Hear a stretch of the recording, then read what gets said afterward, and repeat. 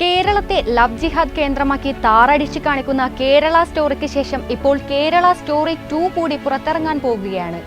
ചിത്രത്തിന്റെ ട്രെയിലർ പുറത്തു വന്നതോടെ സോഷ്യൽ മീഡിയയിൽ വിമർശനങ്ങളും ഒപ്പം ട്രോളുകളും നിറയുന്നു.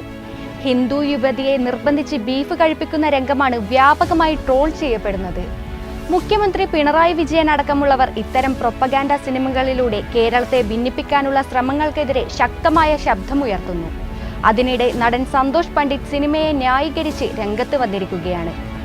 എമ്പുരാനുള്ള ആവിഷ്കാര സ്വാതന്ത്ര്യം കേരള സ്റ്റോറിക്കും ഇല്ലേ എന്നാണ് സന്തോഷ് പണ്ഡിറ്റിന്റെ വാദം. മലയാളിയായ ഹിന്ദു പെൺകുട്ടിയെ നിർബന്ധിച്ച് ബീഫ് കഴിപ്പിക്കുന്ന രംഗത്തിനാണ് കയ്യും കണക്കുമില്ലാതെ ട്രോൾ ലഭിച്ചുകൊണ്ടിരിക്കുന്നത്. ബീഫ് കഴിക്കുന്നതിനും നല്ലത് പട്ടിണി കിടന്ന് മരിക്കുന്നതാണ് എന്നാണ് ഈ രംഗത്തിലെ കഥാപാത്രത്തിന്റെ ഡയലോഗ്. ഇതും ട്രോളിന് കാരണമായി. ബീഫ് കഴിക്കുന്ന രംഗം ചെയ്യാൻ ആളെ ആവശ്യമുണ്ടെങ്കിൽ അറിയിക്കണമെന്നും നിർബന്ധിക്കാതെ തന്നെ അത് കഴിക്കാമെന്നുമാണ് ഭൂരിഭാഗം കമന്റുകളും.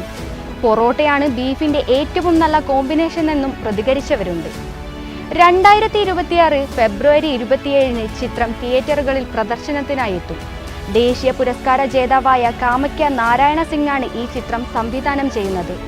വിപുൽ ഷാ നിർമ്മിക്കുന്ന ഈ ചിത്രത്തിൽ സഹനിർമ്മാതാവായി ആഷിനേഷായും പ്രവർത്തിക്കുന്നു. പുതുമുഖങ്ങളാണ് സിനിമയിൽ മുഖ്യവേഷങ്ങളിൽ എത്തുന്നത്.